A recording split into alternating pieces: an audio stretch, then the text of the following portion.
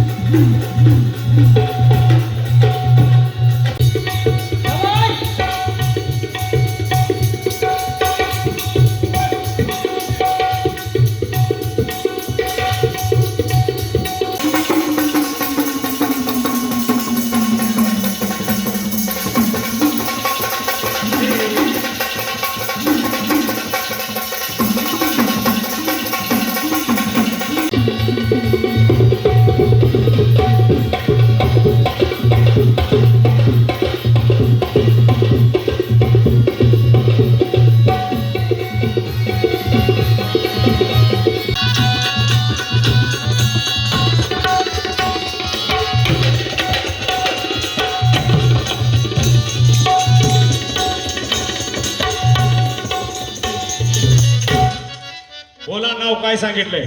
मोदीजी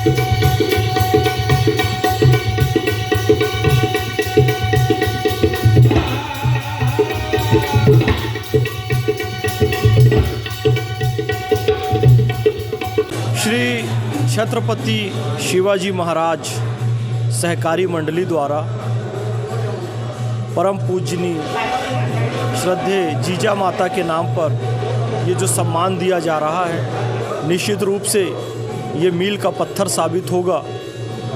और क्योंकि छत्रपति शिवाजी महाराज ने 16 वर्ष की आयु में जब तोरण का किला जीता था तो उन्होंने आजकल का ये कोल्ड ड्रिंक नहीं पिया था जिसको पी पी कर बच्चे कमज़ोर हो रहे हैं। उन्होंने गौ माता का दूध, दही, घी पिया और अपनी जीजा माता का असली दूध पिया। जब हम कहते हैं आज किसी को चैलेंज करते हुए, ये नहीं कहते हैं कि तूने कितनी बोतल शराब की पी है, ये कहते हैं कि तूने अपनी माँ का दूध पिया है कि नहीं। तो वो माँ, जीजा माता, जिन्होंने छत्रपति शिवाजी महाराज की तरह संतान को जन्म दिया, आज ऐसी संतानों को पुरस्कार करने के लिए इस सहकारी मंडली ने जो आयोजन किया है, बधाई के पात्र हैं। 2047 में भारत की स्वतंत्रता के 100 वर्ष पूरे हो जाएंगे। हम चाहते हैं कि भारत विकसित भारत के रूप में जाना जाए, सशक्त भारत, समर्थ भारत, अद्भुत भारत, विश्वगुरु भारत के रूप में जाना जाए। उसके लिए ये जो श्री छत्रपति शिवाजी महाराज सहकारी मंडली द्वारा ये जो कार्यक्रम किया जा रहा है, ये मील का पत्थर साबित होगा। मेरे बहुत ही प्यारे भाई गौरव पावले जी और उनकी पूरी टीम ने जिस तरीके से तन से, मन से, धन से ये कार्यक्रम आयोजित किया, आप बधाई के पात्र हैं। गौरव पावले जी एक विजनरी व्यक्ति हैं, भविष्य देखने में सक्षम व्यक्ति हैं। उन्हें पता है कि भारत का विकास, भारत का कल्याण किन मूल्यों से हो सकता है, तो उन मूल्यों को और वैसे लोगों को वो साथ लेकर चल रहे हैं। निश्चित रूप से गौरव पावले जी बधाई के पात्र हैं, उनकी टीम बधाई की पात्र है। आप खूब लंबा जिए, खूब स्वस्थ रहें, स्वस्थ और सफल जीवन की ढेर सारी शुभकामनाएं। जय हिंद, भारत माता की जय। देखिए, मैं एक गोसेवक हूँ और गोसेवा के लिए मुझे यहाँ सम्मानित किया जा रहा है। हमारा ये मानना है कि गौ माता को राष्ट्रमाता का सम्मान दिया जाए। छत्रपति शिवाजी महाराज ने गौ रक्षा के संदर्भ में कभी कोई समझौता नहीं किया था। शिवाजी महाराज की दृष्टि में सबसे ऊपर गौ सेवा, राष्ट्र सेवा, अपनी मातृभूमि, और उसके लिए चाहे अफजल खान की जान लेनी पड़े या फिर अपने प्राणों का बलिदान देना पड़े, किसी भी तरह से शिवाजी महाराज पीछे नहीं हटे। तो आज हम अपने देश के युवाओं से निवेदन करना चाहते हैं कि विश्व रूप से कुछ बुरी शक्तियां भी हैं जो भारत पर कुदृष्टि रखती हैं, तो उन पर हम छत्रपति शिवाजी महाराज की सोच रखते हुए उनके लिए काल बने और भारतवर्ष के विकास के लिए अमृत बने। शिवाजी महाराज ने जिस तरीके से अपने देश के विकास के लिए, अपनी संस्कृति के विकास के लिए अंतिम क्षण तक संघर्ष करते रहे, उन्होंने हार नहीं मानी, उन्होंने किसी पिंजरे में रहना कैद नहीं किया। हम भी किसी एक सोच के पिंजरे में कैद नहीं रहे, भारत को समग्रता से देखें। आज छत्रपति शिवाजी महाराज के आदर्शों की आवश्यकता है। बहुत बहुत धन्यवाद।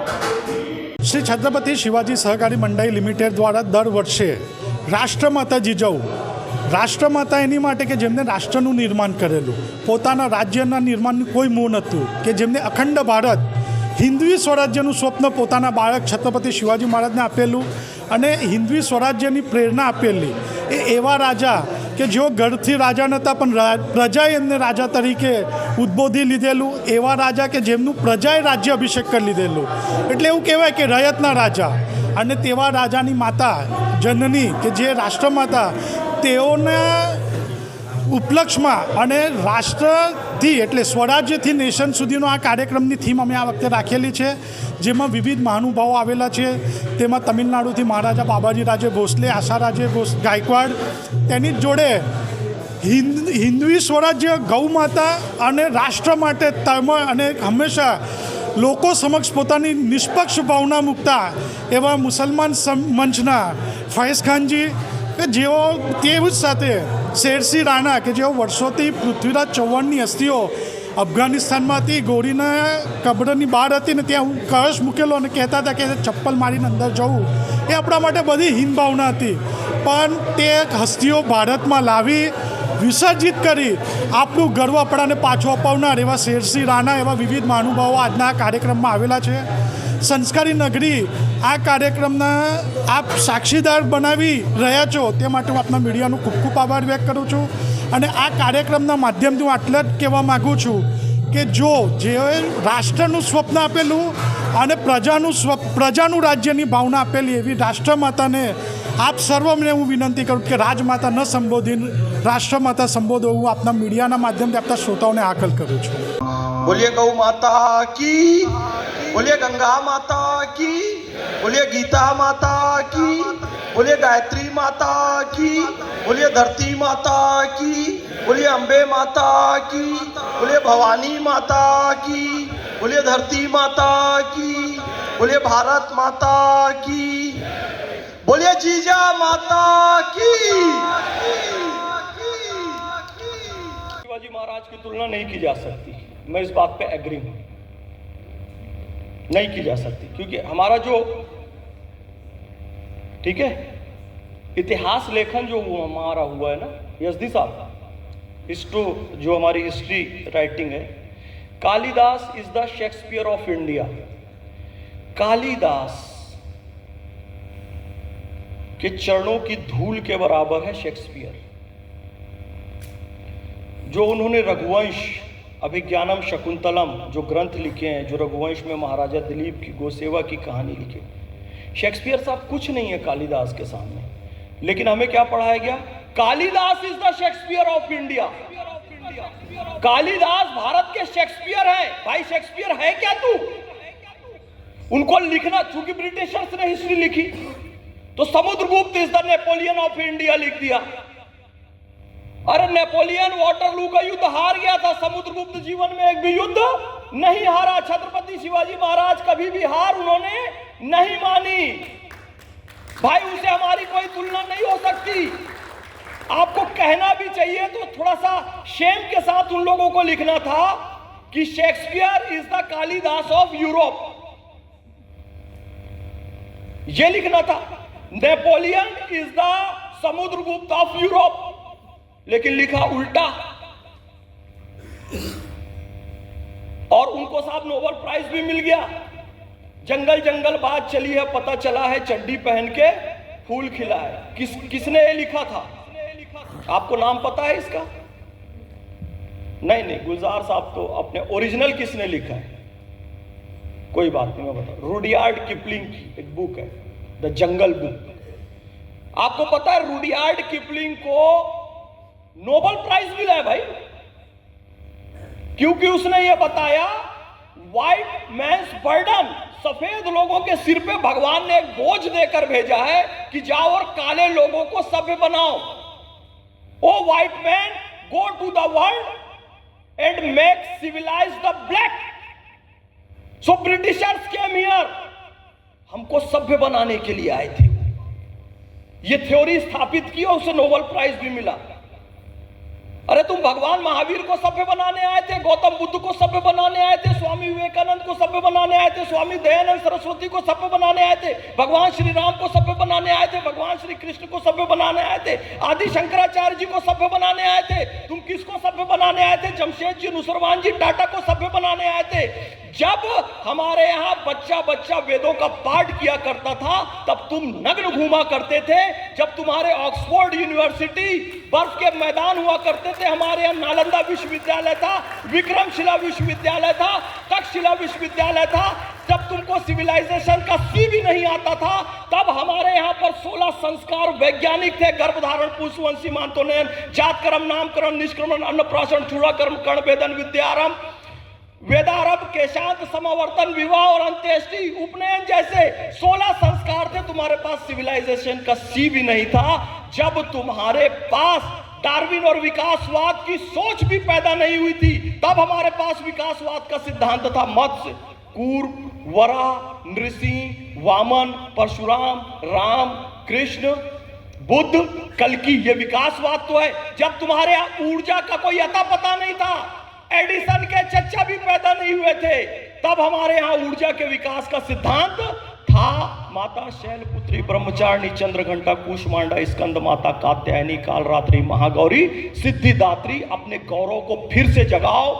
किसी के सामने अपने मस्तक को मत झुकाओ. ये मस्तक झुकेगा तो केवल और केवल मेरी मां के सामने झुकेगा, मेरी भारत मां के सामने झुकेगा, मेरी जन्म देने वाली.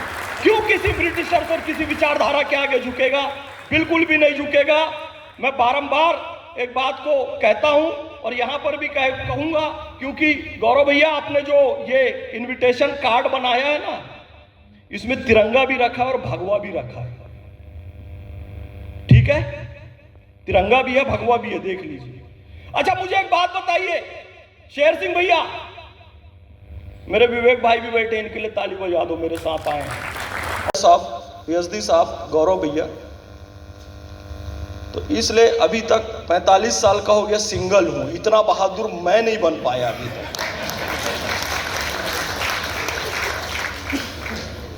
हर साल सोचता हूं करूंगा, 25 साल से सोच रहा हूं, 45 का हो गया, लेकिन हर साल डॉक्टर यजदी साहब कोई ना कोई बुजुर्ग मिल जाते हैं जो बताते हैं डोमिनेटिंग होती है, डोमिनेटिंग होती है। तो करना चाहिए कि नहीं करना चाहिए यजदी साहब, आप बता दीजिए। हाँ, अच्छा, मिसिंग समथिंग। तो देखिए 45 के बाद 46 लगेगा, ऐसे बुजुर्गों की दुआ लग जाए तो गौरव भैया कुछ कल्याण हो जाएगा। बहरहाल, श्री छत्रपति शिवाजी सहकारी मंडली स्थापना 1941 में हुई थी। जब हम 2047 में स्वतंत्रता के 100 वर्ष मनाएंगे और विकसित भारत का सपना पूरा होगा, तब यह संस्था 106 वर्ष की हो जाएगी। यह बड़े गर्व की बात है कि हम एक परतंत्र भारत से, स्वतंत्र भारत से होते हुए, विकासशील भारत से होते हुए विकसित भारत की ओर बढ़ेंगे, और उसमें हम सब का भी खून और पसीना मिला होगा। हम सब बधाई के पात्र हैं, हम सब बधाई के पात्र, और हम सबकी माताएं बधाई के पात्र हैं। और गौरव भैया, मैं आपको विशेष प्रणाम इसलिए करना चाहूंगा क्योंकि आप धागा हो। बोले धागा कैसे? धागा है आप, थ्रेड जिसे कहते हैं, क्योंकि अलग अलग मोती रहें तो सिंगल सिंगल मोती किसी काम का नहीं है। जब गौरव भैया ने धागे की भूमिका निभाकर सारे मोतियों को एक साथ जोड़कर एक मंच पर ला दिया तो एक माला बन जाती है। और आपने और आपकी संस्था ने यह काम किया, मैं आपको बहुत बहुत प्रणाम, धन्यवाद देना चाहूँगा। मेरी जो माँ है, मुझे जो गर्भ में जिन्होंने रखा 9 महीने, ये बड़ा पर्सनल विषय है। जनरली अपनी माता पिता के बारे में मैं खुले मंचों पे क्योंकि ये सब इमोशनल टॉपिक होते हैं और इस पर बहुत राजनीति की जाए या राजनीतिक मंचों पर, चूंकि ये ना राजनीति का मंच है ना राजनीति वाला मंच है, ये विशुद्ध मंच माँ का ही है, 100% माँ वाला। रानी साहिबा बैठी, आपके चरणों में प्रणाम करूंगा, माँ का स्वरूप यहाँ बैठी हुई है। मैंने आज तक किसी मंच पे अपनी माता पिता या ऐसा पर्सनल डिस्कशन कभी नहीं किया, शायद जीवन में कभी करता नहीं। यदि आज अपनी जन्म देने वाली माँ पर डिस्कशन में कर रहा हूं, उसका श्रेय गौरव भाई को जाता है, इनकी संस्था को जाता है। मेरा जन्म 1980 का, 10 जुलाई 1980 का, और 1993 में, यानी जब मैं 13 साल का था, मेरी माँ इस संसार को छोड़कर चली गई। लेकिन मेरी माँ ने मुझे वो संस्कार दिए। 13 साल तो भौतिक रूप सानिध्य में रही, और आज 45-46 साल हो रहा है, आत्मिक रूप से वो मेरे साथ है। लेकिन उनकी शिक्षा, उनकी प्रेरणा ऐसी रही कि आपके सामने मोहम्मद फैज खान जो दिखाई दे रहा है, अपनी माँ के ही आशीर्वाद से, उनके कर्मों का फल स्वरूप है, उनके कार्यों का फल स्वरूप है। मेरी माँ टीचर थी, शिक्षिका थी, गवर्नमेंट स्कूल में थी, पढ़ाती थी। आपको पता है गवर्नमेंट शासकीय शालाओं में पढ़ाई का लेवल जानबूझकर नीचे कर देते हैं कि बच्चे ट्यूशन पढ़ने ज्यादा से ज्यादा हैं। मैंने अपनी माँ को देखा है, स्कूल हमारे मोहल्ले में ही था, सरकारी स्कूल था। लोग ये कोशिश करते हैं कि घर के पास वाले स्कूल में हो जाए। मेरी माँ ऑलरेडी घर के पास के ही स्कूल में पढ़ाती थी और पूरे मोहल्ले में बहुत इज्जत थी, गर्ल्स स्कूल थी। और मोहल्ले तो मुस्लिमों में सच्चर कमेटी की रिपोर्ट आज कह रही है कि एजुकेशन में बहुत पीछे है मुस्लिम। मेरी माँ उस समय पढ़ लिख कर टीचर बन गई थी, एक मुस्लिम परिवार की लेडी।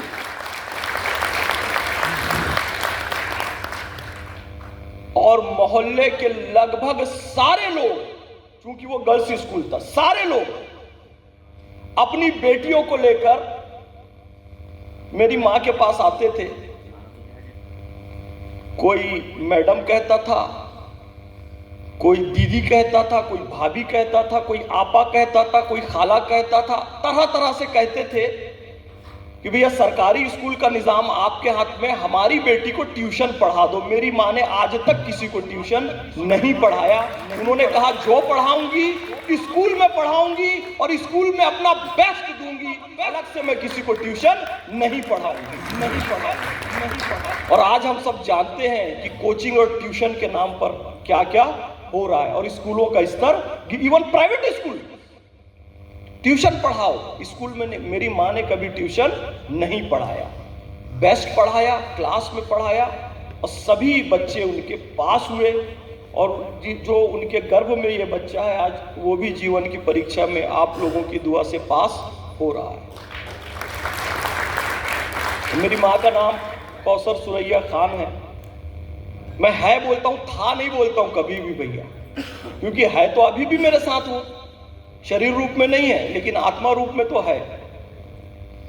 वो भी डोमिनेटिंग थी, डोमिनेटिंग होना ही चाहिए, तभी तो फैज खान पैदा होगा, तभी तो वो दिलेरी से कह सकेगा। करते होंगे आमिर खान, होंगे ब्रांड एम्बेसडर कोका कोला के, होंगे Shahrukh Khan brand ambassador Pepsi के, होंगे brand ambassador Salman Khan Thums Up के, लेकिन मोहम्मद फैज खान गौ माता के दूध का ब्रांड एम्बेसडर है। तब तो दिलेरी से कहेगा, तब तो दिलेरी से कहेगा कि यदि अल्प आयु में छत्रपति शिवाजी महाराज ने तोरण का किला जीत लिया तो यह थम्स अप पीकर नहीं जीतता, अपनी मां का दूध पीकर जीता, गौ माता का दूध पीकर जीता, गौ माता का दूध दही घी खा पीकर जीता। और आज भी पैमाना, गौरव भैया, आज भी लड़ाई हो जाए कहीं, आज भी किसी को चैलेंज देना हो तो कोई ये नहीं कहता है आजा तूने कितनी बोतल शराब की पी है, आजा, दम है तो आजा, तूने कितना फ्रूटी का कैन पिया है, आजा, तूने कितनी स्प्राइट की बोतल पी है, आजा मैदान में। आज भी जब कोई व्यक्ति कहता है तूने अपनी मां का दूध पिया है तो आजा मैदान में। ये मां की महिमा है, और छत्रपति शिवाजी महाराज ने अपनी मां का दूध पिया था, इसलिए आज हम उनका गुण गा रहे हैं और उनकी माता को प्रणाम कर रहे हैं। और यह गौरव भी आपने बहुत अच्छी बात कही कि यहां मेरा सम्मान नहीं हो रहा है, किसी का, हमारी माताओं का सम्मान हो रहा है। 9 महीने गर्भ में रखा है।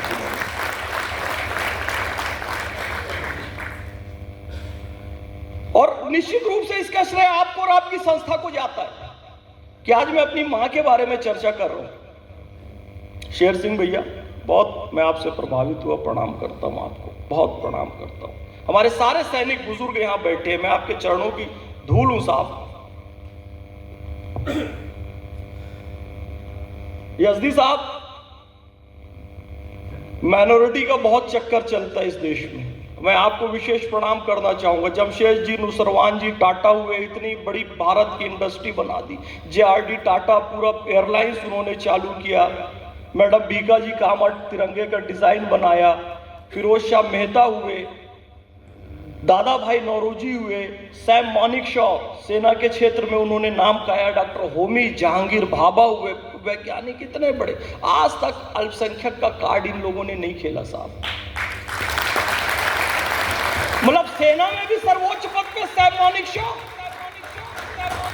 इधर पद्मश्री डॉक्टर यजदी मानेकशॉ, विज्ञान में भी होमी जहांगीर भाभा। आज भारत में एयरलाइंस है तो JRD टाटा जी की बदौलत है यार। आज इंडस्ट्री, आधुनिक भारत में जो इंडस्ट्री है, जमशेद जी, नुसरवान जी टाटा की बदौलत है। और इतनी कम माइनॉरिटी। और मुझे तकलीफ तब होती है कि मैं मुस्लिम हूं। मुस्लिम होने पर तकलीफ नहीं होती है, तकलीफ तब होती है जब आप फिल्म इंडस्ट्री में सबसे बड़ा नाम कमाने के बाद भी, सबसे ज्यादा पैसे कमाने के बाद भी AR रहमान कहता है यार मुझे मुसलमान होने के कारण काम नहीं मिल रहा। शर्म आनी चाहिए आपको, ताली नहीं बजाओ, ये तो शर्म की बात है। हामिद अंसारी 10 साल देश के सर्वोच्च पद पर रहने के बाद कहता है मेरे साथ मुसलमान होने के कारण जुल्म हो। इंडिया टीम के कैप्टन आप मोहम्मद अजहरुद्दीन रहते हो, फिर कहते हो मुसलमान होने के लिए। ये विक्टिम कार्ड, ये हरकत बंद करो, इसके कारण सारे मुसलमान जलील होते हैं। और मैं ये विक्टिम कार्ड कभी भी खेलना नहीं चाहता, और जो खेलता है उसका विरोध करता हूं। पूरी दुनिया में सरजमीने हिंदुस्तान ने सबको शरण दी। जब मैं पारसी भाइयों की कहानी पढ़ता हूं, जब गुजरात में आए थे तो गुजरात के शासक का एक वचन था कि भाई ये दूध का कटोरा है और ये लबन। सर मैं इस बात से सहमत नहीं हूं। सिर्फ पारसियों में नहीं होती है, इधर शेर सिंह राणा बैठे हुए हैं, ये भी कह चुके हैं कि अगर उनका फोन आ जाता और कुछ गड़बड़ बोलती तो मैं डिस्टर्ब हो जाता। इधर हमारे सेना के नौजवान विजय साहब भी बोल चुके हैं, वो भाई बैठी हुई हैं यहाँ पर, मेरे इशारा करना जरूरी है। साहब डोमिनेटिंग सबकी होती है, और मैं कहना ये चाहता हूं इस मंच पर कि पत्नी डोमिनेटिंग होती है, बिल्कुल होती है। तभी वो डॉक्टर यजदी को जन्म देती है अगली पीढ़ी के रूप में, तभी वो शेर सिंह राणा को जन्म देती है, तभी कर्नल विजय को जन्म देती है, और वो डोमिनेटिंग होती है जीजा माता तब छत्रपति शिवाजी महाराज को जन्म देती है। उसे डोमिनेटिंग होना चाहिए, नहीं तो छत्रपति शिवाजी महाराज कहां से इस संसार में आएंगे? ये गौरव भाई कहां से इस संसार में आएंगे? वो डोमिनेटिंग है तब ऐसी संतानों को जन्म देती है, और उसके डोमिनेशन को हम स्वीकार करते हैं। इसलिए पहला शब्द मैंने प्रारंभ किया मां। चाहे हमें जन्म देने वाली मां हो, चाहे हमारे बच्चों को जन्म देने वाली मां हो, सबका सम्मान बराबर है। और उसमें साहब आप लोग बैलेंस बनाकर चलते हैं, ये महानता है। रियली मैं कह रहा हूं, पैगंबर हजरत मोहम्मद सल्लल्लाहु अलैहि वसल्लम जब मक्का शहर उनको छोड़ना पड़ा और मदीना जाना पड़ा, भारी विरोध हुआ मक्का में, तो मुड़ मुड़ कर अपनी धरती को देखते थे, अपनी जन्मभूमि को, कि यदि मुझे मेरे शहर वाले नहीं निकालते तो मैं तुझे छोड़कर कभी नहीं जाता अपनी जन्मभूमि से। और शहर मक्का को कुरान शरीफ में उम्मुल कुरा यानी सभी शहरों की माँ कहा गया। जब पैगंबर हजरत मोहम्मद सल्लल्लाहु अलैहि वसल्लम की जन्मभूमि को कुरान शरीफ माँ कह रहा है, तो मैं अपनी भारत भूमि को माँ कहूंगा कि नहीं कहूंगा? कहूंगा ना। और पैगंबर हजरत मोहम्मद सल्लल्लाहु अलैहि वसल्लम की जन्मभूमि उम्मुल कुरा सभी शहरों की माँ है। और ध्यान से सुनिए और रिकॉर्ड भी कर लीजिए, रिकॉर्ड हो रहा है। और पैगंबर हजरत मोहम्मद सल्लल्लाहु अलैहि वसल्लम ने कहा कि मुझे सुकून की ठंडी हवा सरजमीने हिंद की तरफ से आती है, तो मेरी भारत माँ उम्मुल मुमालिक है, सभी देशों की माँ है, विश्व गुरु है, और इसलिए मैं इसकी जय कहूंगा। और आदरणीय जो मंच संचालन कर, क्या शुभ नाम आपका? श्रद्धा जी। श्रद्धा जी, मैं खुद एक मंच संचालक हूँ, एंकर हूँ, टीवी का एंकर नहीं, टीवी में तो पैनलिस्ट हूँ, लेकिन जो स्टेज की एंकरिंग होती है ना, मैं इसका संचालक हूँ, एंकर हूँ, और मैं एंकर्स का ट्रेनर भी हूँ। मैं आपको 10 में से 8 नंबर देता हूँ, ताली बजाइए। 10 में से 8 इसलिए दिए कि आप में विकास की संभावना आगे भी बनी रहे। मैं 10 में 10 बोल दूंगा तो आप सोचेंगे मैं तो बूढ़ हो गई, ठीक है? तो इसमें ये होता है, ये बड़ी कुछ 10 में से 8 इसलिए दिए, इसके लायक हैं, बहुत अच्छी एंकरिंग करें, इन्हें पता है कि बाजू में आके कब खड़े होना है। यही गुण होता है, एकदम शुरू से नहीं बोलते। और इसके अलावा सेकंड स्टेप भी आप रखिए, एक पर्ची रखिए, सेकंड स्टेप में पर्ची दीजिए कि भाई आपका समय हो गया है, तो पहले तो जाके खड़े हो जाइए। ये फर्स्ट स्टेप होता है। जो समझदार होगा वो समझ जाएगा, हट जाएगा। तब भी नहीं समझा तो पर्ची देना होता है। और तीसरे नंबर पे फिर कान में थोड़ा दूर खड़े होके सर हो गया आपका। फिर भी नहीं समझे तो घड़ी दिखाना पड़ता है और कैलेंडर दिखाना पड़ता है। बहरहाल थोड़ा 2-3 मिनट और बोलूंगा, ठीक है? बताइए भैया, भारत जो है 1947 में स्वतंत्र हुआ, और उसके बाद तिरंगा हमारा राष्ट्रीय ध्वज हुआ। पर क्या भारत राष्ट्र 75-80 सालों से है क्या? पिछले 80 साल से जब 1947 में देश आजाद हुआ अंग्रेज से, हम तब से राष्ट्र हैं क्या? 70 साल का राष्ट्र है भारत, 80 साल का राष्ट्र है भारत। भारत राष्ट्र तो बहुत पहले से है, और तिरंगा राष्ट्रीय ध्वज बना 47-48 में, तो उसके पहले भारत का राष्ट्रीय ध्वज क्या था? गौरव भैया, प्रश्न शेष है। आप लोग, क्योंकि मैं बोलूंगा ना, मुझ पर सांप्रदायिकता का, मुझ पे आरोप लगा देते हैं, ये आरएसएस का आदमी है, बीजेपी का आदमी है। जब तिरंगा 1947 में राष्ट्रीय ध्वज बना, और भारत राष्ट्र की आयु 70-80 साल नहीं है, हजारों साल है, तो भारत का राष्ट्रीय ध्वज उसके पहले क्या था? आप लोग बोलो, हुआ था ना? तो तिरंगा भारत की आन बान शान है, भगवा भारतीय संस्कृति का प्राण है। इसलिए महाराजा ययाति हो, महाराणा प्रताप हो, छत्रपति शिवाजी महाराज हो, और भगत सिंह ने गाया मेरा रंग दे बसंती चोला, सबका ध्वज क्या था? भगवा था। और भगवे को इसलिए तिरंगे में सबसे ऊपर रखा गया। ये भगवे की महिमा है। ठीक है, कहने के लिए भैया बहुत सारी बातें हैं, क्योंकि मैं तो बार बार ये कहता हूं कि कथा कराइए।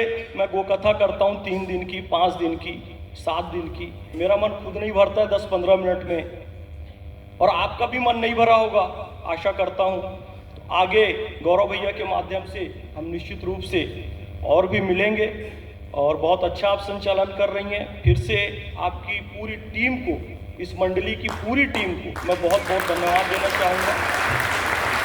या देवी सर्वभूतेषु मातृरूपेण संस्थिता, नमस्तस्यै नमस्तस्यै नमस्तस्यै नमो नमः। बहुत